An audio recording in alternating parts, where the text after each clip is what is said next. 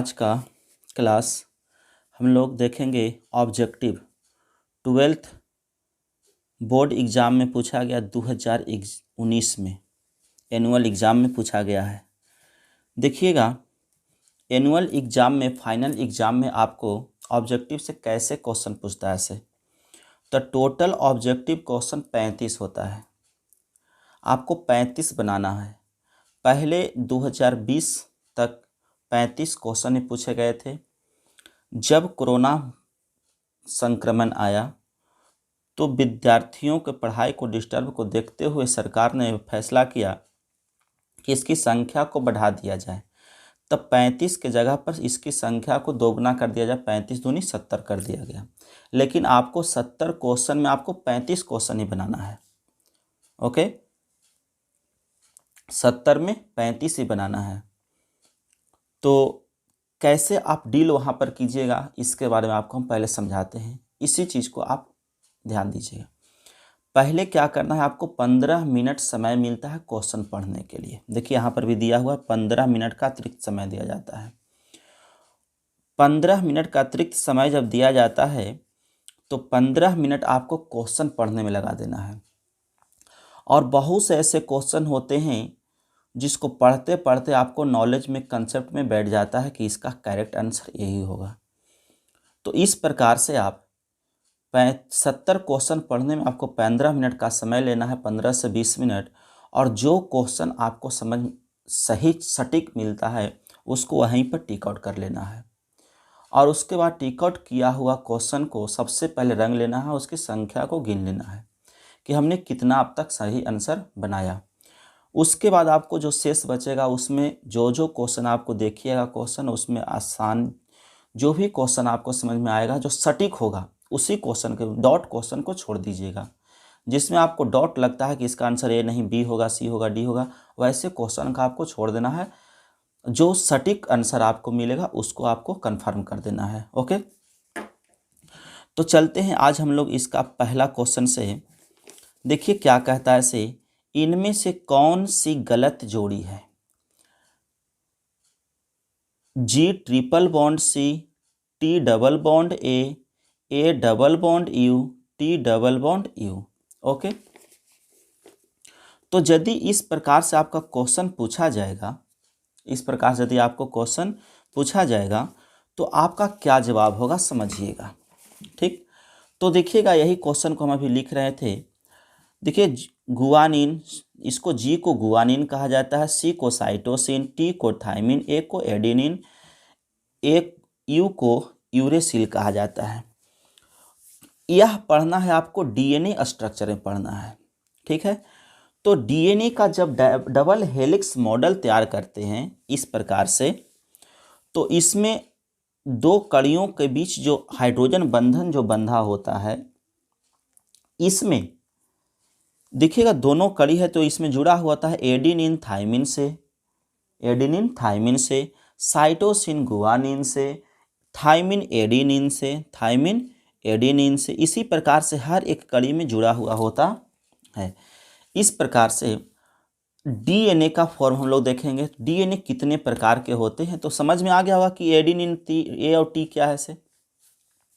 तो इसमें सटीक आंसर गुआनिन साइटोसिन से संबंध है कि नहीं है, है ना। थाइमिन क्या है, एडेनिन से संबंध है, ये भी सही है। अब आता है इसमें एडेनिन और यूरेसिल इसमें नहीं है, थाइमिन और यूरेसिल इसमें नहीं है, यू कहीं आपको दिखाई नहीं दे रहा है। तो अब इस दोनों में सही कौन है, तो जो सही हो जाएगा तो इसमें 3 सही और 1 गलत है, वह गलत को ही चॉइस करना है। क्वेश्चन देखिए, इनमें से कौन सी गलत जोड़ी है, गलत को ही चॉइस करना है। ओके, तो चलते हैं देखते हैं इसमें। तो इसमें गलत ये होगा। ठीक है, इसमें क्या होता है एडेनिन यूरेसिल क्या होता है इसके बारे में थोड़ा सा आपको हम बता देते हैं। देखिएगा कहता है नाइट्रोजनी बेस अर्थात न्यूक्लिक अम्ल 2 प्रकार के होते हैं, एक डीएनए और एक आरएनए होता है, जिसमें न्यूक्लिक अम्ल 3 प्रकार के घटकों से मिलकर बना होता है, शर्करा, फास्फेट और नाइट्रोजनी बेस। नाइट्रोजनी बेस जो होता है डीएनए एवं आरएनए में मिलने वाले प्यूरिन दो प्रकार के होते हैं। नाइट्रोजनी बेस के अंतर्गत डीएनए तथा आरएनए जो होते हैं उसमें मिलने वाले प्यूरिन दो प्रकार के होते हैं। कितने प्रकार के होते हैं? प्यूरिन दो प्रकार के। कौन कौन? एक एडिनिन और दूसरा होता है ग्वानिन। ठीक है, एक एडिनिन और दूसरा ग्वानिन जी। जबकि डीएनए के पायरीमिडिन थाइमिन एवं साइटोसिन होते हैं। डीएनए में क्या होते हैं? पायरीमिडिन, थाइमिन एवं साइटोसिन होते हैं। आरएनए में मिलने वाले दो पायरीमिडिन यूरेसिल एवं साइटोसिल होते हैं। क्या होते हैं? आरएनए में मिलने वाले दो पायरीमिडिन यूरेसिल एवं साइटोसिन होते हैं। कौन कौन? यूरेसिल तथा साइटोसिन होते हैं। यानी डीएनए के थाइमिन की जगह पर यूरेसिल जगह पर आरएनए में यूरेसिल पाया जाता है। आरएनए में क्या पाया जाता है? यूरेसिल पाया जाता है। तो इसीलिए यह आरएनए में यूरेसिल पाया जाता है, इसलिए यह गलत हो गया और यहाँ पर आ जाएगा एडिनिन यूरेसिल से संबंध बनाएगा। तो ये आंसर आपका सही सटिक हो जाएगा, इसलिए आपका आंसर थाइमिन वाला क्या होगा? गलत होगा। अब देखिएगा थोड़ा सा हम इसको में डीएनए चल ही गए हैं तो डीएनए के बारे में आपको हम बता दे रहे हैं। डीएनए आधुनिक शोध के अनुसार सूक्ष्म तरंगों के आधार पर इस प्रकार के डीएनए कई प्रकार के बताए गए हैं, जैसे A form DNA, B form DNA, C form DNA, D form DNA, E form DNA तथा जेड फॉर्म डीएनए होते हैं, जिसमें बी फॉर्म तथा जेड फॉर्म मुख्य होते हैं। ओके, डीएनए में बी फॉर्म तथा जेड फॉर्म में मुख्य होते हैं, जिसमें सबसे मुख्य कौन होता है? बी फॉर्म होता है। तो बी फॉर्म में क्या में जानते हैं, यह बी फॉर्म का ही स्ट्रक्चर है। तो चलते हैं बी फॉर्म में। तो देखिएगा बी फॉर्म में किसमें? बी फॉर्म में जो है, किस फॉर्म में? बी फॉर्म में डीएनए अणु का व्यास 20 एंगस्ट्रॉम होता है। कितने एंगस्ट्रॉम होता है? अर्थात यहाँ से यहाँ की दूरी 20 एंगस्ट्रॉम होता है तथा प्रत्येक घुमाव की कुल दूरी प्रत्येक घुमाव जो है ना, देख एक घुमाव यहाँ हो गया और एक घुमाव यहाँ हो गया, उसी प्रकार से एक घुमाव यहाँ, एक घुमाव यहाँ हो गया, एक यहाँ और एक यहाँ और एक यहाँ हो गया। तो प्रत्येक घुमाव के बीच की दूरी जो होता है 34 एंगस्ट्रॉम होता है। तो आपसे क्वेश्चन पूछ सकता है डीएनए के प्रत्येक घुमाव के बीच की दूरी कितना होता है? क्वेश्चन समझिए, एक क्वेश्चन से मानिए क्वेश्चन दे रहे हैं। तो 34 एंगस्ट्रॉम होते हैं। कितना एंगस्ट्रॉम होते हैं? 34 एंगस्ट्रॉम होते हैं। और दो पास के नाइट्रोजनी बेस पेयर के बीच की दूरी, दो पास में है ना नाइट्रोजनी बेस, इसके बीच की दूरी जो होता है 3.4 एंगस्ट्रॉम होते हैं। कितना होते हैं? 3.4 एंगस्ट्रॉम होते हैं। ओके, चलिए ये हो गया डीएनए के बारे में आपका। थोड़ा सा और आप देखते हैं, इसमें जानिए कि सर्वप्रथम डीएनए के खोज से संबंधित चलते हैं। सर्वप्रथम विल्किंस, कौन? सर्वप्रथम विल्किंस, याद रहेगा कौन? विल्किंस। सर्वप्रथम विल्किंस ने एक्स किरण विवर्तन के आधार पर, किस किरण के विवर्तन? एक्स किरण के विवर्तन के आधार पर डीएनए अणु की संरचना का अध्ययन किया था। तो डीएनए अणु की संरचना का अध्ययन सबसे पहले एक्स किरण विवर्तन के आधार पर किसने किया था? तो विल्किंस ने किया था। ओके, कैम्ब्रिज विश्वविद्यालय जो इंग्लैंड में है के वैज्ञानिक, कैम्ब्रिज विश्वविद्यालय इंग्लैंड के वैज्ञानिक जेम्स वाटसन, कौन? जेम्स वाटसन तथा एक फ्रांसीसी वैज्ञानिक थे, कौन? फ्रांसिस वैज्ञानिक थे जिनका नाम था क्रिक। इन दोनों ने 1953 ईस्वी में, कब? 1953 ईस्वी में डीएनए अणु का एक सफल मॉडल दिया। डीएनए अणु का एक क्या दिया? सफल मॉडल दिया। ओके, तो इस प्रकार से होगा आपका पहला क्वेश्चन।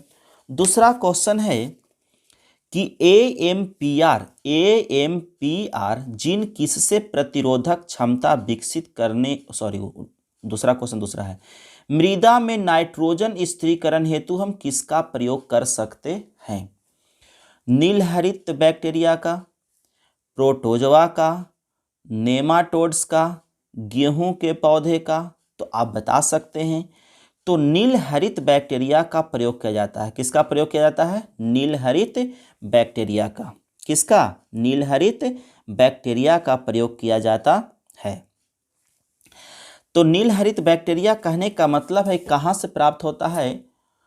तो आप नाम सुने होंगे, नीलहरित शैवाल के नाम सुने होंगे। कौन? नीलहरित शैवाल। नीलहरित शैवाल जिसे आदि जीव के नाम से जाना जाता है, जिसे आदि जीव के नाम से भी जाना जाता है। सबसे पहले अगर कोई आया होगा इस पृथ्वी पर तो यह नीलहरित शैवाल में उपस्थित बैक्टीरिया आया होगा, अर्थात नीलहरित बैक्टीरिया आया होगा। ठीक है, तो इसमें एक और ऑप्शन है, प्रोटोजवा के बारे में आप सभी जानते हैं। नेमाटोड्स क्या है? नेमाटोड्स क्या है? नेमाटोड्स एक इंग्लिश वर्ड है जिसका हिंदी में होता है सूत्रकृमि। क्या होता है? सूत्रकृमि। यह जलीय, स्थलीय तथा प्राश्रयी, कौन?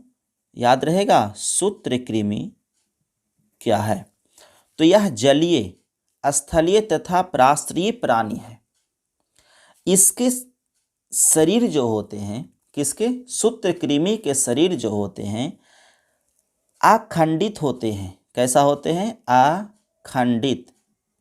अखंडित मतलब इस जैसे में केचुआ का शरीर, किसका शरीर? केचुआ का शरीर खंडित होता है। केचुआ का शरीर कैसा होता है? खंडित होता है। याद रखिएगा, केचुआ का शरीर, तिलचट्टा का शरीर क्या होता है? खंडित होता है। लेकिन सूत्रकृमि का शरीर कैसा होता है? अखंडित होता है। मतलब इसमें खंड खंड में बटा हुआ नहीं होता। खंड खंड कहने का मतलब इस प्रकार से बटा होना, एक खंड, दो खंड, तीन खंड, इस प्रकार से बटा होना। लेकिन सूत्रकृमि में इस प्रकार से कोई खंड नहीं होते, इसलिए इसको कहते हैं अखंडित होते हैं। और लंबा होता है। और कैसा होता है? लंबा होता है और पतले धागे के जैसा होता है। पतले धागे के जैसे बेलनाकार होता है। ओके, इसीलिए इस सूत्रकृमि को एक और नाम से जाना जाता है, राउंड वर्म के नाम से जाना जाता है। किस नाम से? राउंड वर्म के नाम से जाना जाता है। तो क्वेश्चन क्या पूछेगा? राउंड वर्म के नाम से निम्न में किसे जाना जाता है?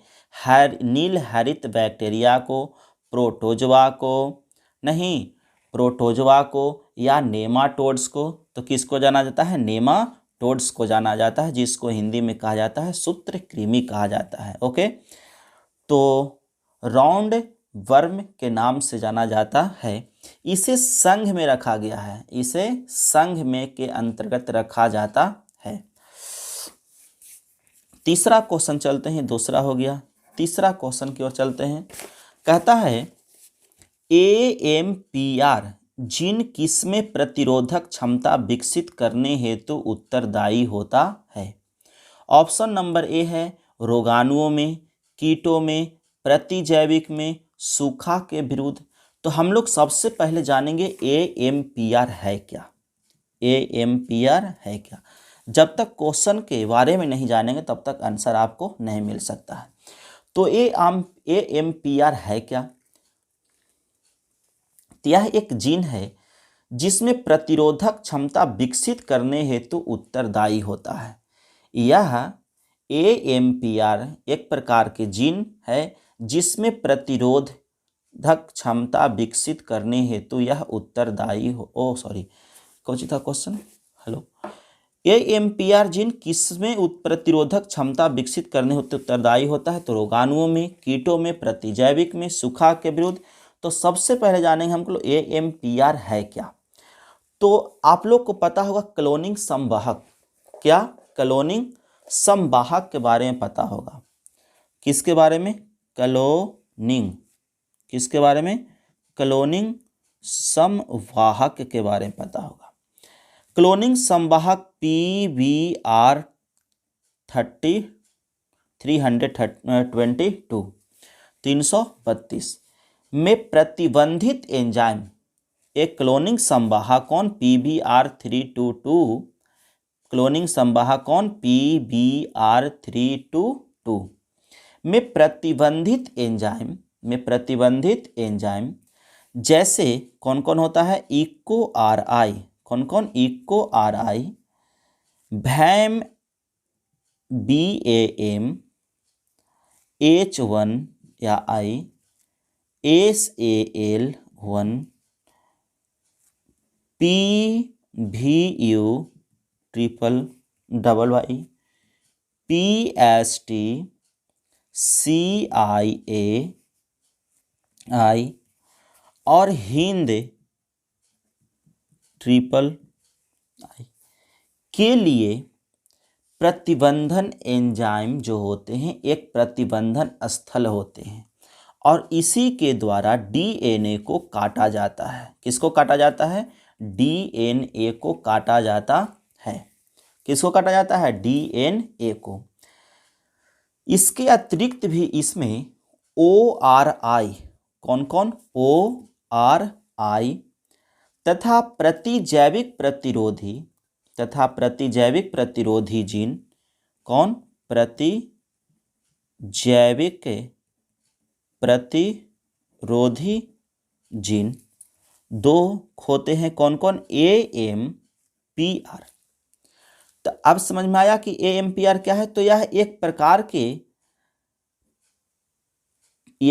प्रकार के प्रतिबंधन एंजाइम ही है जिसको प्रतिजैविक प्रतिरोधी जीन कहा जाता है, जो है AMPR और TETR।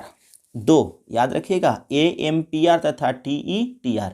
तो 2019 में पूछा है AMPR, तो 2022 में पूछ सकता है TETR। जीन किसमें प्रतिरोधक क्षमता विकसित करने हेतु उत्तरदायी होता है से पूछ सकता है। कहीं दो मत नहीं है, पूछने के लिए कुछ भी पूछ सकता है। तथा एक और होता है, कौन होता है, ROP होते हैं। लेकिन ये दोनों AMPR तथा TETR प्रतिजैविक प्रतिरोधक जीन होते हैं। ओके, प्रतिरोधक जीन होते हैं।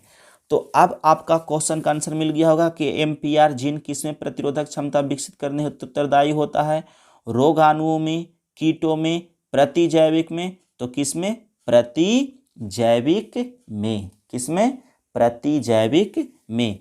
अब AMPR इस वर्ष पूछ दिया तो अगला वर्ष पूछ देगा क्या, TETR। ओके, पूछ सकता है। अगला क्वेश्चन है, चौथा क्वेश्चन देखिएगा। चौथा क्वेश्चन है, ड्रायोपीथिकस इनमें किसके अधिक समान थे। ड्रायोपीथिकस इनमें किसके अधिक समान थे। ड्रायोपीथिकस है क्या, ड्रायोपीथिकस जो है एक प्रकार के जंतु है जो बंदर के कुल का है, जिसको कहा जाता है यह एप के समान था, गोरिल्ला के समान था, चिंपैंजी के समान था, मनुष्य के समान था। तो यह गोरिल्ला के समान था। किसके समान देखने में लगता था, गोरिल्ला के समान देखने में लगता था, जो अब देखने को नहीं मिलता है। ड्रायोपैथिकस, कौन, ड्रायोपैथिकस किसके समान है, तो गोरिल्ला के समान है। किसके समान, गोरिल्ला के समान। ओके, कुछ रोगों की, पांचवा क्वेश्चन है, कुछ रोगों की शीघ्र एवं सही पहचान हेतु हम किसका प्रयोग कर सकते हैं। ऑप्शन है पहला एलिसा, कल्चर, रसायनों का, विश्लेषणात्मक का। तो आप सभी जानते हैं एलिसा के एक प्रकार के जांच है, कल्चर भी एक प्रकार के जांच है। तो जानेंगे एक एक करके एलिसा और कल्चर के बारे में। तो एलिसा क्या है, तो ELISA ELISA enzyme linked immunosorbent test के नाम से इसे जाना जाता है। इसका फुल फॉर्म होता है जो आपके रक्त में एंटीबॉडी का पता लगाता है। यह जो है ELISA एंजाइम लिंक्ड इम्यूनोसार्वेट एक प्रकार के टेस्ट है जो आपके रक्त में एंटीबॉडी का पता लगाता है। किसका पता लगाता है? एंटीबॉडी का पता लगाता है और उसको मापता भी है। इस परीक्षण से आपके शरीर में कुछ संक्रामक स्थितियों से संबंधित एंटीबॉडी का पता भी लगाया जाता है। किस जांच से? ELISA जांच से।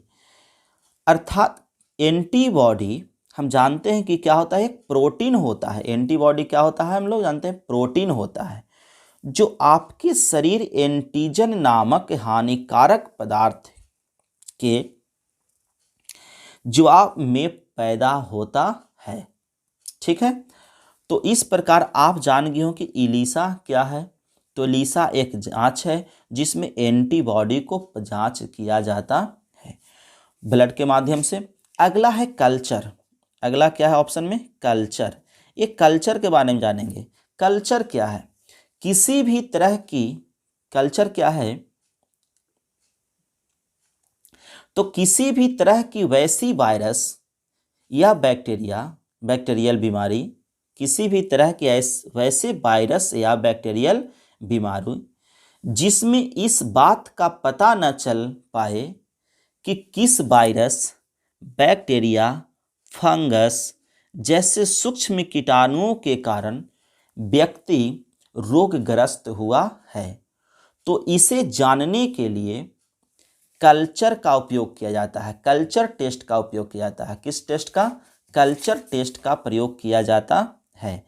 ये कल्चर टेस्ट कई प्रकार के होते हैं, जैसे में आपने पढ़ा होगा urine culture test, blood culture test पढ़े होंगे। तो blood culture test, urine culture test. Urine culture test में आपका मूत्र को लेकर के सैंपल के रूप में लेकर के उसका मूत्र जांच किया जाता है जिसमें संक्रमण को पता लगाया जाता है। चलिए, तो इसमें किसका उपयोग किया जाता है? तो क्या था? कुछ रोगों की शीघ्र एवं सही पहचान हेतु किसका प्रयोग किया जाता है? तो इलीसा ब्लड के जांच के माध्यम से। तो एलिसा का, ELISA का पता लगाया जाता है। एलाइजा का। ठीक है, छठा क्वेश्चन है आपको, देखिएगा। बाहरी डीएनए, कौन? बाहरी डीएनए को मेजबान कोशिका में लाने हेतु किसका उपयोग कर सकते हैं? जीन गन का, माइक्रोपेपिट का, पीपेट का? तो दोनों का इस्तेमाल किया जाता है। किसमें? बाहरी डीएनए को मेजबान कोशिका में, किसमें? मेजबान कोशिका में लाने के लिए हेतु किसका उपयोग करते हैं? तो जीन गन का भी इस्तेमाल किया जाता है और माइक्रो पीपेट का भी इस्तेमाल किया जाता है, याद रखिएगा। जैव रिएक्टर अनुकूलतम परिस्थिति में क्या निर्माण करता है? जैव रिएक्टर अनुकूलतम परिस्थिति में क्या निर्माण करता है? तो सबसे पहले जाने क्या क्या निर्माण करता है? उत्पादक, जीव, माध्यम या सभी? तो इसका आंसर हो जाएगा ये सभी। कैसे जानिएगा? सबसे पहले जानेंगे जैव रिएक्टर क्या है। मतलब जैव रिएक्टर जैसे ही कहते हैं, जैव रिएक्टर कहने का मतलब है जैव भट्ठी। जैव भट्ठी, ओके। ये है क्या? कहता है पहला ऑप्शन के अनुसार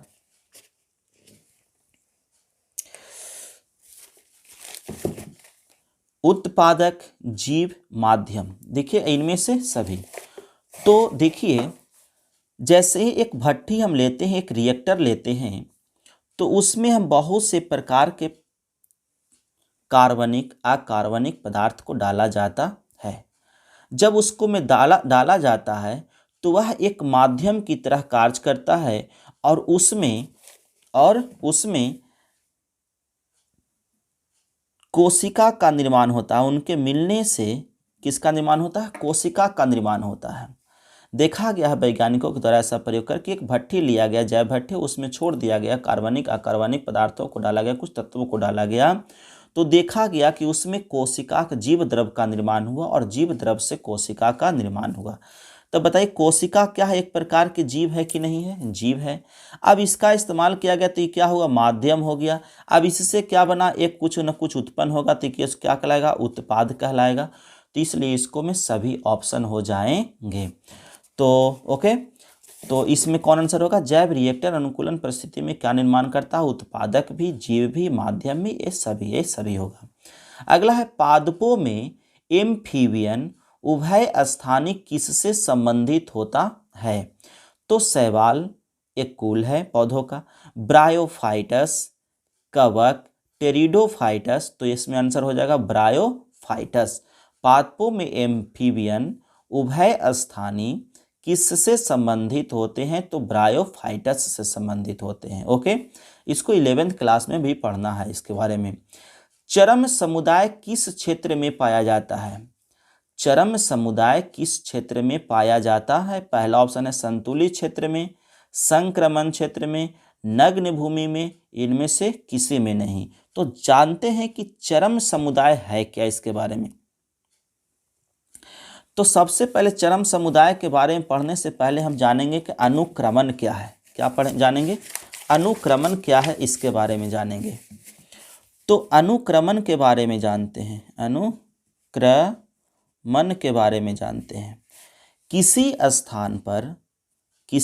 स्थान पर समय के साथ समुदाय का क्रमिक विकास, अर्थात वहाँ नए समुदाय का निर्माण ही अनुक्रमण कहलाता है। यह अनुक्रमण की क्रिया, यह नए संतान का निर्माण संतुलित क्षेत्र के कारण होता है, अर्थात चरम समुदाय उत्पन्न होता है। संतुलित क्षेत्र के कारण चरम समुदाय उत्पन्न होता है, जिससे वहाँ नए नए समुदाय का निर्माण होता है। जब तक कि संतुलित क्षेत्र उत्पन्न नहीं रहेगा, मतलब यहाँ का क्षेत्र जो है से पर्यावरण संतुलित नहीं रहेगा, तब तक वहाँ नए समुदाय का निर्माण नहीं हो सकता है। किसी भी समुदाय को निर्माण होने के लिए एक संतुलित क्षेत्र होना अति आवश्यक होता है। दूसरा है संक्रमण क्षेत्र, ऑप्शन है। तो दूसरा संक्रमण क्षेत्र ऑप्शन है, ऑप्शन में संक्रमण क्षेत्र है। तो संक्रमण क्षेत्र क्या होता है, तो प्रथम समुदाय, मतलब जो रहता था प्राणी, वो प्रथम समुदाय और चरम समुदाय के बीच के क्षेत्र को संक्रमण क्षेत्र कहा जाता है। तो ये तो होगा नहीं। नग्न भूमि क्या होता है, तो प्रथम समुदाय अर्थात पुरोगामी अवस्था को, प्रथम समुदाय अर्थात पुरोगामी अवस्था को नग्न भूमि के नाम से जाना जाता है। तो आपसे पूछा जाएगा कि पुरोगामी के नाम से किसे जाना जाता है, पुरोगामी अवस्था किसे कहा जाता है, ऑप्शन दे देगा। पुरोगामी अवस्था के नाम से किसे जाना जाता है, संतुलित क्षेत्र को, संक्रमण क्षेत्र को, नग्न भूमि को, इनमें से सभी को। तो आंसर क्या हो जाएगा, नग्न भूमि को जाना जाता है ना। किस भूमि को जाना जाता है, नग्न भूमि को जाना जाता है। किस नाम से, पुरोगामी अवस्था के नाम से जाना जाता है। ओके, अगला क्वेश्चन है, रेस्ट्रिक्शन एंजाइम जाने जाते हैं, रेस्ट्रिक्शन एंजाइम जाने जाते हैं जैविक बंदूक के नाम रूप में, आणविक कैंची के रूप में, प्लाज्मिड के रूप में, माइक्रोपिपेट के रूप में। तो किस नाम से जाना जाता है, तो इसका आंसर होगा आणविक कैंची के रूप में जाना जाता है। कैसे से जानिएगा इसके बारे में भी जरा। रेस्ट्रिक्शन एंजाइम अर्थात इसको हिंदी में कहा जाता है प्रतिबंधन एंजाइम। रेस्ट्रिक्शन को किसको, रेस्ट्रिक्शन को एंजाइम जिसको प्रतिबंधन एंजाइम भी कहा जाता है, हिंदी प्रतिबंधन एंजाइम कहा जाता है। इसे आणविक कैंची भी कहा जाता है। इसी को क्या कहा जाता है, आणविक कैंची कहा जाता है। क्यों कहा जाता है से जानते हैं। क्योंकि डीएनए जो है, डीएनए को विशिष्ट स्थान को पहचान करके, डीएनए में एक विशिष्ट स्थान को पहचान करके ये प्रतिबंधन एंजाइम जिसका नाम है EcoRI। देखिए क्वेश्चन कैसे कैसे पूछता है, रेस्ट्रिक्शन एंजाइम के नाम से किसे जाना जाता है, तो हम लोग रेस्ट्रिक्शन एंजाइम को आणविक कैंची के नाम से जानते भी हैं। क्यों कहा जाता है आणविक कैंची से समझिएगा, क्योंकि यह कैंची का काम है काटना। कैंची का काम क्या है? काटना। तो ये भी जो है ना एंजाइम, ये काटने का काम करता है। किसको काटने का काम करता है? डीएनए को। किसको काटने का? डीएनए को काटने का काम करता है। इसीलिए इसको कह दिया गया आणविक कैंची। क्या कह दिया गया इसको? आणविक कैंची कह दिया गया, जो खच खच काटता है। ठीक है ना। चलिए, जिसको ये आणविक कैंची आप पूछेगा कैसे से समझिएगा। आप पूछेगा प्रतिबंधन एंजाइम निम्न में कौन है, ये भी क्वेश्चन पूछ सकता है। निम्न में कौन कौन है? तो प्रतिबंधन एंजाइम होता है EcoRI, BAM BAMHI, Hind III, ये प्रतिबंधन एंजाइम होते हैं। तो प्रतिबंधन एंजाइम ना दे करके अब क्वेश्चन कैसे पूछेगा कि रेस्ट्रिक्शन एंजाइम निम्न में कौन कौन है, तो 3 ऑप्शन यही दे देगा। या तो पूछ देगा कि आणविक कैंची निम्न में कौन है, तो गड़बड़ नहीं होना चाहिए, क्योंकि आपको पढ़ा हुआ है कि आणविक कैंची किसे कहा जाता है, तो प्रतिबंधन एंजाइम को। तो पूछेगा कि आणविक कैंची किसे कहा जाता है। ओके, तो EcoRI को, BAM III को, HI हिंद III को। तो इस प्रकार से इनमें से सभी देगा, तो सभी को आंसर लगा देना है, नहीं तो 3 में से कोई एक देगा। ओके ओके, कोई दिक्कत? अब अगला क्वेश्चन है, यूरेसिल किससे संबंधित होता है? यूरेसिल किससे संबंधित होता है? ऑप्शन नंबर है RNA से, DNA से, दोनों से, इनमें से कोई से नहीं। तो इसका सटीक आंसर होगा यूरेसिल किससे संबंधित होता है? दोनों से। क्योंकि अभी जस्ट पहला क्वेश्चन में, किस क्वेश्चन में? आपको जस्ट अभी का पहला क्वेश्चन जो दिया गया था, इनमें से कौन सी गलत है, इसी में आपको हम सारा कुछ इसको समझाए थे कि यूरेसिल एडेनिन, थाइमिन और थाइमिन एडेनिन के बारे में हम इसको बारे में बताए थे, यूरेसिल के बारे में बताए थे। तो यूरेसिल जो होता है, कौन? यूरेसिल जो होता है वो RNA में भी और किसमें? DNA में भी। यूरेसिल RNA में भी और DNA में भी। कहता RNA में मिलने वाले 2 पायरीमिडीन यूरेसिल एवं साइटोसिन है, यानी DNA के थाइमिन की जगह पर RNA में यूरेसिल होता है। अर्थात हम कह सकते हैं कि यूरेसिल RNA तथा DNA दोनों में होता है, दोनों से संबंधित होता है। अगला है ताई चुंग इनमें से किसकी किस्म है? तो धान की किस्म है। ताई चुंग किसकी किस्म है? धान की किस्म है। ड्रायोपिथिकस, अभी जस्ट एक क्वेश्चन था इसको पहले, तो गोरिल्ला से संबंधित है। परिपक्व शुक्राणु के शीर्ष पर एक टोपी नुमा संरचना पाई जाती है, उसे क्या कहते हैं? एक्रोसोम, मेसोसोम, एपिसोम, एस्कैरोसोम। तो आइए समझते हैं, किसके शीर्ष पर? शुक्राणु, परिपक्व शुक्राणु के शीर्ष पर। तो परिपक्व शुक्राणु के सबसे पहले एक फिगर बनाते हैं। देखिए यही फिगर है शुक्राणु का।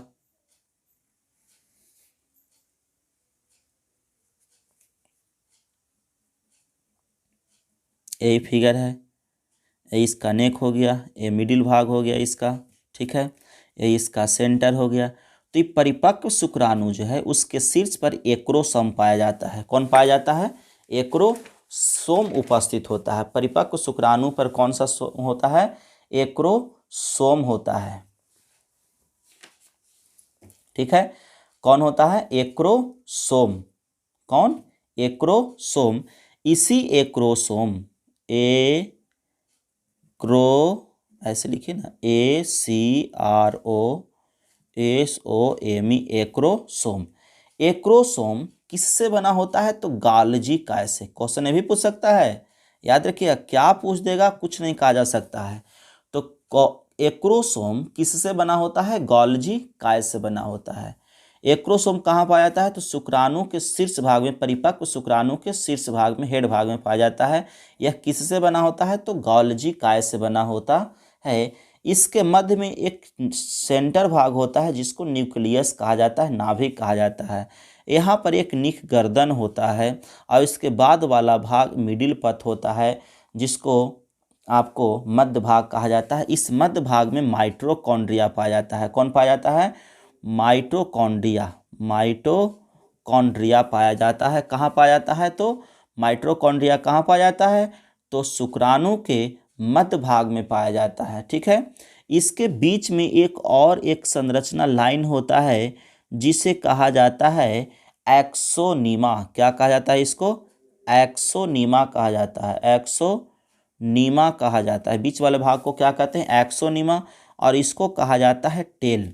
ये पूंछ जो होता है शुक्राणु को आगे बढ़ाने में मदद करता है। शुक्राणु को आगे बढ़ाने में क्या करता है?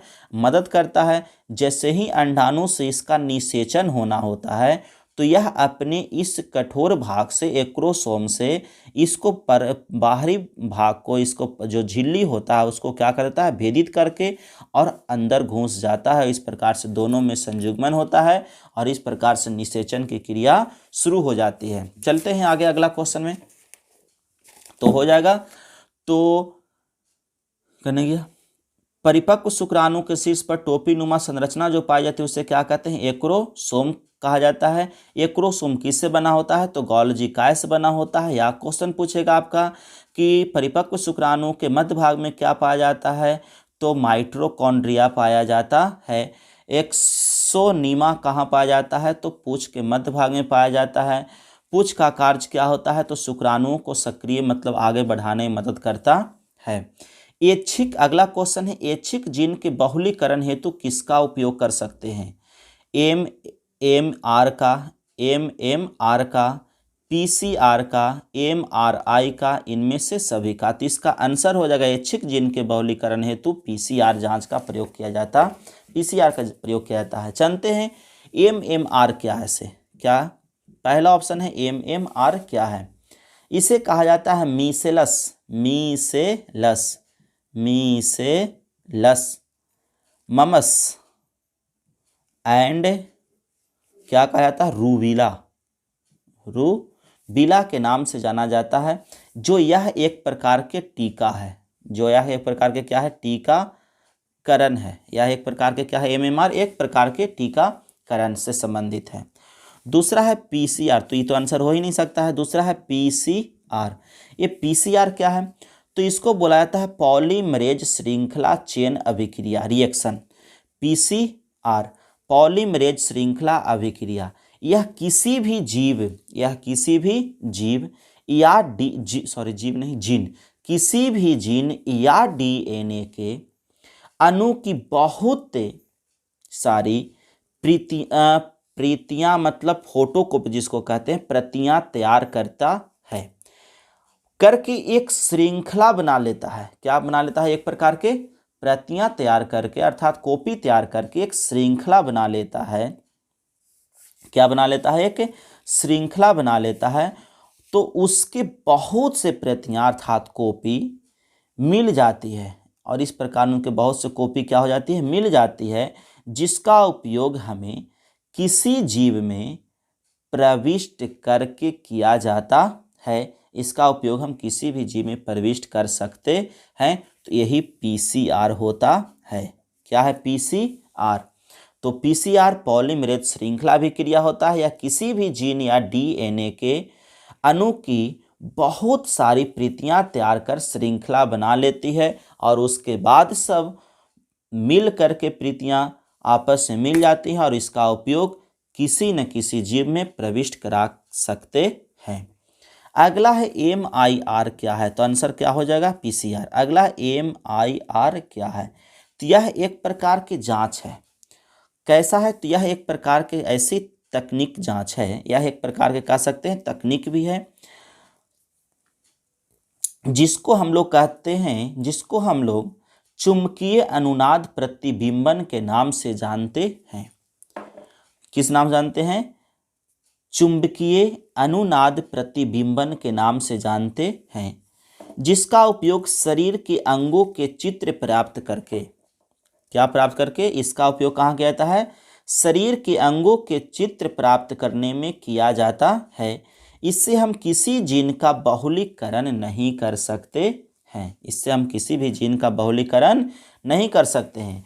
एमआरआई द्वारा शरीर के अंगों का चित्र प्राप्त करने के लिए, किसका? एमआरआई द्वारा शरीर के अंगों का चित्र प्राप्त करने के लिए प्रबल चुंबकीय क्षेत्र तथा रेडियो तरंग का प्रयोग भी किया जाता है। इसलिए इसे चुंबकीय अनुनाद टोमोग्राफी भी कहा जाता है। इसलिए इसे क्या कहते हैं? चुंबकीय अनुनाद टोमोग्राफी के नाम से भी जाना जाता है। अगला है, तो आंसर इसका कौन हो जाएगा? तो इसका आंसर हो जाएगा ऐच्छिक चिन्ह के बहुलीकरण हेतु किसका उपयोग कर सकते हैं? तो PCR का उपयोग कर सकते हैं। यह एक प्रकार के टीकाकरण ही है, यह एक प्रकार के जांच है। तो ऐच्छिक चिन्ह के बहुलीकरण हेतु हम PCR का ही उपयोग कर सकते हैं, पॉलीमरेज श्रृंखला अभिक्रिया। अगला है, कार्बनिक या जैविक विकास से पूर्व रासायनिक विकास हुआ था। इसकी अवधारणा किसके द्वारा दी गई है? तो इसकी अवधारणा किसके द्वारा दी गई है? तो इसकी अवधारणा AI ओपैरिन तथा JBS हल्डेन द्वारा दिया गया है। किसके द्वारा? कार्बनिक या जैविक विकास से पूर्व रासायनिक विकास हुआ था। इसकी अवधारणा AI ओपैरिन तथा JBS हल्डेन द्वारा दिया गया था। अगला है 17 नंबर क्वेश्चन, ट्रांसजेनिक मूसो अर्थात जिसको बोला जाता है चूहा का प्रयोग किसके लिए कर सकते हैं? तो इसका उपयोग वैक्सीन की सुरक्षात्मक जांच हेतु कर सकते हैं। मतलब सबसे पहले इसी चूहा पर वैक्सीन को दिया जाता है जिससे इसकी सुरक्षात्मक जांच किया जाता है, न कि यह उर्वरक की क्षमता के प्रभाव हेतु इसका इस्तेमाल किया जाता है, न ही प्रतिजैविक की खुराक हेतु इस्तेमाल किया जाता है, बल्कि वैक्सीन की सुरक्षात्मक जांच हेतु इसका इस्तेमाल किया जाता है। किसको? ट्रांसजेनिक चूहों का। अगला है, अफीम किससे प्राप्त होता है? तो पापावर सोमनीफेरस से, एरिथ्रोजाइलम कोका से, कैनाबिस सैटिवा से, एट्रोपा बेलाडोना से। तो याद रखिएगा, अफीम किससे प्राप्त होता है? तो पापावर सोमनीफेरस से प्राप्त होता है। यह एक प्रकार के पौधा होता है, इसके बीज के छाल से प्राप्त किया जाता है। चलिए अगला है, क्षय रोग का संक्रमण मुख्यतः किसके द्वारा होता है? क्षय रोग को बोला जाता है टीबी भी कहा जाता है। क्षय रोग को इंग्लिश में क्या कहते हैं? शॉर्ट में टीबी कह देते हैं। तो यह हवा के द्वारा होता है, इसका जीवाणु उड़नशील होता है, तो यह हवा में उड़ करके दूसरे व्यक्ति को भी संक्रमित करता है। जल के द्वारा नहीं होता है, कीटों के द्वारा नहीं होता है, संपर्क के द्वारा नहीं होता, बल्कि हवा के द्वारा होता है। RNAi का प्रयोग रोगाणुओं को नियंत्रण करने हेतु किस पौधों में किया जाता है?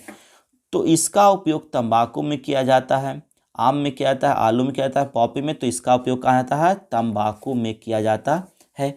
जानेंगे कि RNAi का प्रयोग रोगाणुओं को नियंत्रित करने में करने हेतु किस पौधों में किया जाता है? तो तंबाकू में। तो आइए ध्यान से समझिएगा RNAi के बारे में।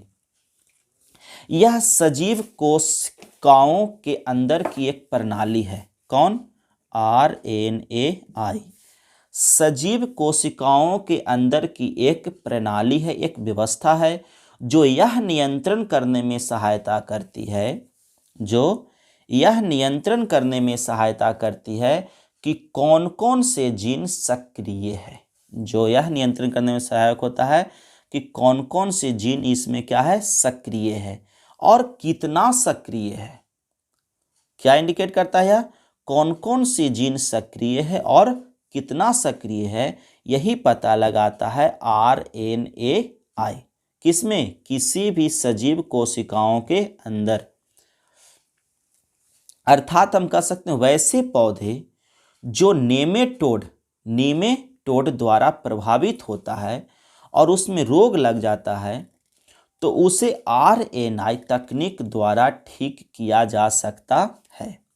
ये RNAi तकनीक जो है ADS अर्थात डबल स्टैंड RNA का निर्माण करता है। किसका निर्माण करता है? dsRNA का निर्माण करता है, अर्थात डबल स्टैंड RNA का निर्माण करता है। जो mRNA अर्थात नीमोटिड्स, यही होता है कौन? नीमोटिड, यही होता है नीमोटिड, और इसी के प्रति यह रोधक होता है। मतलब इसी के प्रति यह क्या करता है, रुकावट पैदा कर देता है। कौन, RNAi। कैसे, डबल स्टैंड RNA के निर्माण करके। किसके प्रति, mRNA के प्रति। ओके, तो इस प्रकार से RNA है क्या, तो यह तंबाकू में ऐसा देखा गया है। किस में देखा गया है, तंबाकू में। आम जो है आम वह निमेटिड है, नहीं है, आलू भी नहीं है, पॉपी भी नहीं है, तो तंबाकू में ऐसा होता है, इसलिए तंबाकू इसका आंसर हो जाएगा। RNAi का प्रयोग रोगाणुओं को नियंत्रण करने तो किस पौधों में किया जाता है, तो तंबाकू में। सिक्कल कोशिका एनीमिया किस प्रकार का रोग है, तो सिक्कल कोशिका एनीमिया के बारे में जानते हैं हम लोग। सिक्कल कोशिका एनीमिया के बारे में, तो सिक्कल कोशिका एनीमिया है क्या, कौन, सिक्केल सेल एनीमिया। यह बच्चों में होने वाला एक बीमारी है। यह बच्चों में होने वाला एक प्रकार के क्या है, बीमारी है, जो लाल रक्त कोशिकाओं के विकार का एक समूह होता है। किसका, आरबीसी के विकार का एक समूह होता है, जो बच्चे को उसे माता पिता से मिलता है। यह किससे मिलता है बच्चों को, सिकल सेल एनीमिया किससे मिलता है, बच्चों के माता पिता से मिलता है। किससे मिलता है, पेरेंट्स मतलब माता पिता से मिलता है। यह एक ऑटोसोमल, यह कैसा बीमारी है, ऑटोसोमल रिसेसिव डिजीज है, जिसका मतलब होता है कि बच्चों को यह बीमारी तभी होगा। ऑटोसोमल के मतलब क्या होता है कि यह बच्चों को तभी होगा जब उसकी माँ और उनके पिता दोनों में सिकल सेल जीन होंगे। जब बच्चे को अपनी माँ और पिता दोनों में से एक बीटा ग्लोबिन जीन की दो विकृत कॉपी को, कितने कॉपी को, दो विकृत कॉपी को मिलाता है, तो बच्चों में यह विकार जो होता है उत्पन्न होने लगता है, जिससे जीन्स की विकृति कॉपी से डिफेक्टिव हीमोग्लोबिन प्रोटीन बनाता है, और आरबीसी के अंदर, और किसके अंदर, आरबीसी के अंदर असमान हीमोग्लोबिन प्रोटीन एक ऐसी चेन बनाती है जो एक साथ झुंड में रहने लगता है। जो एक साथ किस में रहने लगता है, झुंड में रहने लगता है। और इसके बाद आरबीसी के शेष जो शेप होता है, आरबीसी का जो शेप होता है वह क्या होता है, बिगड़ जाता है। यह लक्षण बच्चों में सिकल सेल एनीमिया जो बच्चों में होता है वह 4 से 5 माह के अंदर नहीं देखा जाता है, बल्कि यह देखा जाता है 4 से 5 माह के बाद देखा जाता है, क्योंकि जन्म के शुरुआती महीनों में शरीर में फीटल हीमोग्लोबिन, कौन याद रहेगा, फीटल हीमोग्लोबिन के मौजूद होने के कारण यह नहीं हो पाता है। जब फीटल हीमोग्लोबिन की जगह पर असमान कोई दूसरा हीमोग्लोबिन ले लेता है, तब उस स्थिति में वहां पर रक्त में दोष उत्पन्न होना शुरू हो जाता है, जिसे हम सिकल सेल एनीमिया के नाम से जानते हैं। इसका मुख्य लक्षण है कि आंखों का सफेद होना तथा त्वचा का पीला होना, और यह लक्षण बिलिरुबिन के बढ़ने के कारण होता है। सिकल सेल एनीमिया के लक्षण जो होता है शरीर में बिलिरुबिन के बढ़ने के कारण होता है। तो इसका लक्षण क्या है, आंखों का सफेद होना और त्वचा का पीला होना, इसका मुख्य लक्षण होता है। तो आपको से क्वेश्चन पूछ सकता है सिकल सेल एनीमिया का लक्षण क्या है, तो आँखों का पीला होना तथा त्वचा का लाल होना। नहीं, यह किसके बढ़ने से होता है? तो बिलिरुबिन के बढ़ने के कारण होता है। ठीक है, यह ऑप्शन के अनुसार क्या है इसका आंसर? सिक्कल कोशिका एनीमिया किस प्रकार का होता है? तो ऑटोसोम संबंधित होता है, क्योंकि यह ऑटोसोम का मतलब है माता पिता से संतान में आता है। चलिए अगला क्वेश्चन देखते हैं। ईस्ट में प्रजनन मुख्यतः किसके माध्यम से होता है? मुकुलन द्वारा होता है। किसके द्वारा होता है? मुकुलन द्वारा, क्योंकि ईस्ट नाम सुने होंगे। कौन? ईस्ट एक प्रकार की एक कोशिकीय कवक है। यह कैसा है? एक कोशिकीय कवक है। जब इसमें एक उभार जैसा उत्पन्न होता है, इसमें क्या होता है? एक उभार जैसा उत्पन्न होता है। इसी उभार से एक नए जीव का क्या होता है? निर्माण हो जाता है।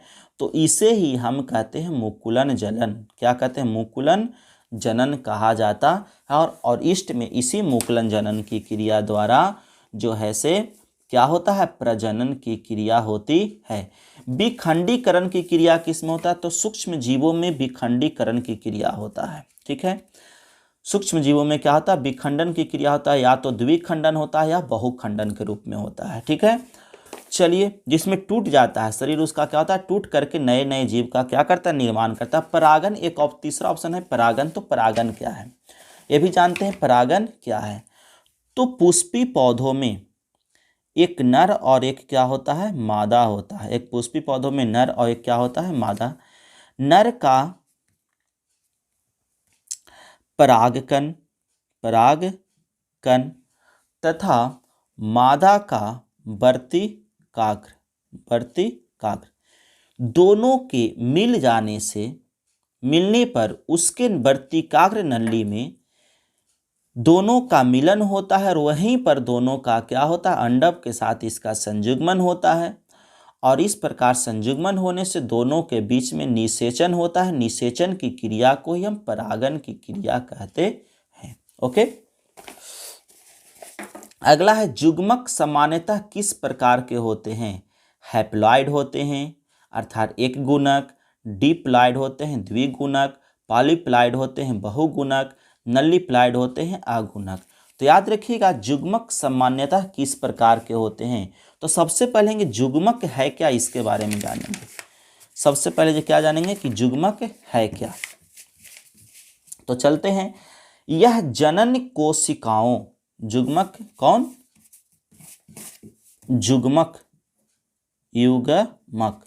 युग्मक जो है जनन कोशिकाओं में विभाजन के फलस्वरूप बनता है। किसके फलस्वरूप बनता है? विभाजन के फलस्वरूप बनता है। और यह जुग्मक अर्धसूत्री विभाजन से बनता है। और यह जुग्मक भी जो बनता है ना, जो अर्धसूत्री विभाजन से बनता है, इसीलिए इसे हम कहते हैं हेप्लॉइड कहते हैं। इसलिए इसको हम क्या कहते हैं? हेप्लॉइड, जिसको हम एन से सूचित करते हैं। इसे हम किससे सूचित करते हैं? एन से, जिसमें गुणसूत्र की संख्या कितना होता है? 23 होता है। कितना होता है? 23 होता है। तो पहला ऑप्शन के अनुसार क्या हो गया? यह हेप्लॉइड तो 23 होता है। तो यही आंसर तो होगा। जुग्मक क्या होता है? हेप्लॉइड होता है। बी ऑप्शन भी समझ लेते हैं। तो बी ऑप्शन क्या है? डिप्लॉइड। क्या है? डिप्लॉइड। तो डिप्लॉइड क्या है? तो हेप्लॉइड के छोड़कर सभी कोशिका, किसको छोड़ करके? हेप्लॉइड को छोड़ करके सभी कोशिका क्या कहलाता है? डिप्लॉइड कहलाता है। इसमें इसकी संख्या लगभग 2n हो जाता है, मतलब 46 हो जाता है। ओके, तीसरा है पॉलीप्लॉइड। क्या है? पॉलीप्लॉइड। ओके, तो पॉलीप्लॉइड क्या है? तीसरा ऑप्शन क्या है? पॉलीप्लॉइड। तो जिसमें गुणसूत्र की संख्या, जिस कोशिका में गुणसूत्र की संख्या डिप्लॉइड से भी अधिक हो जाता है, तब उस स्थिति में उसे पॉलीप्लॉइड कहा जाता है। अर्थात डिप्लॉइड से भी अधिक हो जाता है, तब उसे क्या कहते हैं? पॉलीप्लॉइड कहा जाता है। अगला है नलीप्लॉइड। अगला क्या है? नलीप्लॉइडी। जिन कोशिकाओं में क्या है? अगला नलीप्लॉइडी अर्थात अगुणक है। तो जिन कोशिकाओं में गुणसूत्र अनुपस्थित होता है, जिन कोशिकाओं में गुणसूत्र क्या होता है, अनुपस्थित होता है, तो उसे क्या कहते हैं, नल्लीप्लाइडी कहा जाता है। क्या कहा जाता है, नल्लीप्लाइडी कहा जाता है। कोई दिक्कत? चलिए, इस प्रकार से इसका आंसर क्या होगा, युग्मक सामान्यतः किस प्रकार के होते हैं, तो हैप्लॉइड होते हैं, अर्थात एक गुणक होते हैं। पादपों में एम्फीबियन उभय स्थानिक किससे संबंधित होते हैं? एक क्वेश्चन पीछे भी था, ब्रायोफाइटस से। एस एल मिलर किससे संबंधित हैं? तो एस एल मिलर जीवन की उत्पत्ति एवं विकास से संबंधित है। किससे संबंधित है? जीवन की उत्पत्ति एवं विकास से संबंधित है। इन लोगों ने ही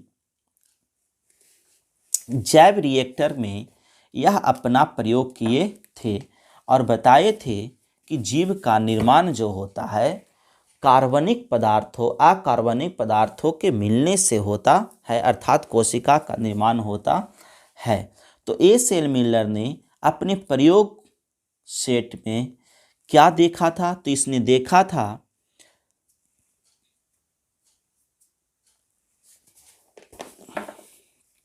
कि जीवन की उत्पत्ति एवं विकास किसने देखा था? S L Miller.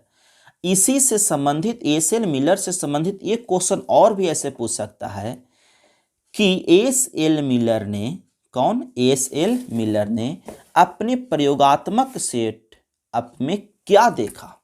अपने प्रयोगात्मक सेटअप में क्या देखा? ऑप्शन रहेगा पहला, फिर से देख रहे हैं, एस एल मिलर ने अपने प्रयोगात्मक सेटअप में क्या देखा? प्रयोगात्मक सेटअप में क्या देखा? ऑप्शन नंबर पहला होगा, पहले क्वेश्चन पूछा 2019 में, वैसे कैसे पूछा है 2019 में कि एस एल मिलर ने किससे संबंधित है? तो जीवन की उत्पत्ति एवं विकास से संबंधित है। चलिए, अब क्वेश्चन पूछ सकता है, ऐसे ही पूछ सकता है कि एस एल मिलर ने अपने प्रयोगात्मक सेटअप में क्या देखा? तो पहला ऑप्शन रहेगा शर्करा और नाइट्रोजनी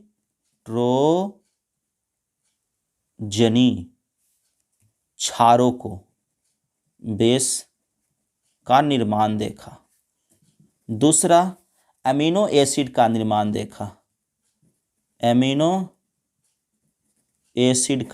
देखा। तीसरा ऑप्शन वर्णकों का निर्माण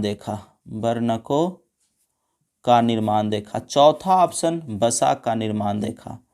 तो याद रखिएगा, एमिनो अम्ल का निर्माण देखा था। एस एल मिलर ने अपने प्रयोगात्मक सेटअप में क्या देखा था? एमिनो अम्ल को देखा था। इसलिए इसको भी आई करके रखना है, क्योंकि एक बार वैसे क्वेश्चन पूछ तो अब की बार ऐसे भी क्वेश्चन पूछ सकता है 2022 में।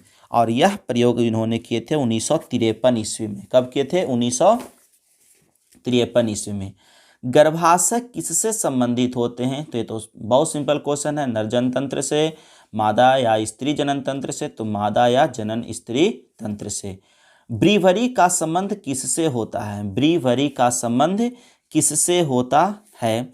तो ब्रीवरी से जो है प्रोटोजवा से संबंधित होता है। किससे संबंधित होता है? प्रोटोजवा से संबंधित होता है। अगला है, लेक ऑपेरॉन किसका प्रतिनिधि है? लेक ऑपेरॉन किसका प्रतिनिधि है? तो अनुदेशी जीन क्रियात्मक का, दमनकारी जीन क्रियाविधि का, गृह संचालन जीन संरचना का, इनमें से सभी का।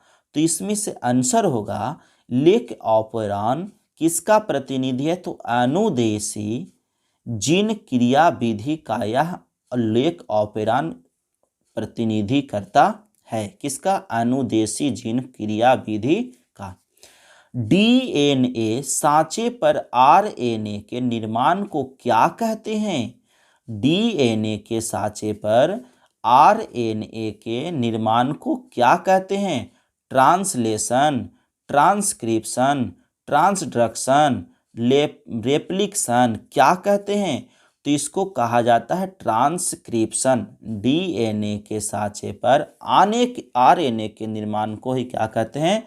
ट्रांसक्रिप्शन कहा जाता है। ताइचुंग किससे संबंधित है, धान से भी जस्ट बताए थे। चरम समुदाय किस क्षेत्र में पाया जाता है, तो संतुलित क्षेत्र में पाया जाता है। किसी खास समय एवं स्थान में किसी खास आबादी में मृत्यु की संख्या को क्या कहते हैं, तो किसी खास समय पर किसी खास समय एवं स्थान में किसी खास आबादी में मृत्यु की संख्या को क्या कहते हैं, तो उसको कहा जाता है मार्टेलिटी कहा जाता है। क्या कहते हैं, मार्टेलिटी कहा जाता है। किसी खास समय एवं स्थान में किसी खास आबादी में मृत्यु की संख्या को उसका मार्टेलिटी कहा जाता है। बैलिसनेरिया के पुष्प है, बैलिसनेरिया के पुष्प होते हैं, कैसे होते हैं, तो जल परांगित होते हैं। बैलिसनेरिया के पुष्प कैसे होते हैं, तो जल परांगित होते हैं।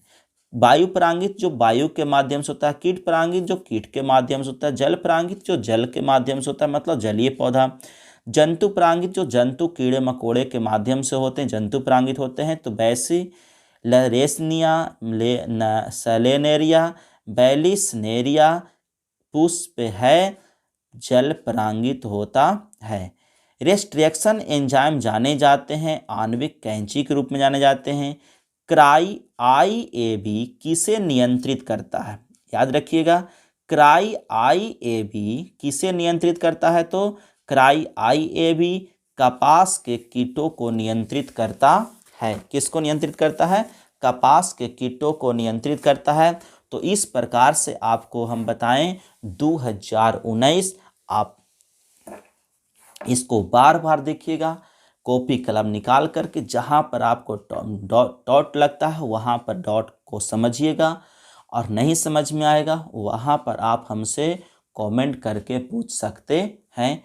किसी प्रकार का कोई दिक्कत होगा आप हमें कमेंट करके पूछ सकते हैं। ये बच्चा आप कहीं भी आपको एक चीज़ आप पढ़िएगा, कंपटीशन का एग्ज़ाम दीजिएगा, कहीं भी दीजिएगा, नीट का दीजिए, जेई का नीट का दीजिए, BSc नर्सिंग का दीजिए, ठीक है ना, पैरामेडिकल का दीजिए, कहीं पर भी इससे क्वेश्चन पूछा जा सकता है। इसलिए सिर्फ एग्ज़ाम फाइनल के लिए नहीं पढ़िए बल्कि आने वाला भविष्य के लिए भी इसके से तैयारी कीजिए, आपको कहीं कोई दिक्कत नहीं होगा। ओके, और अब इस वीडियो को आप अपने पास में सीमित न रखिए, आप अपने दोस्तों के पास में भी शेयर कीजिए ताकि आपके माध्यम से दूसरे बच्चे भी कुछ सीख सके और अच्छा से अच्छा नंबर ला सके।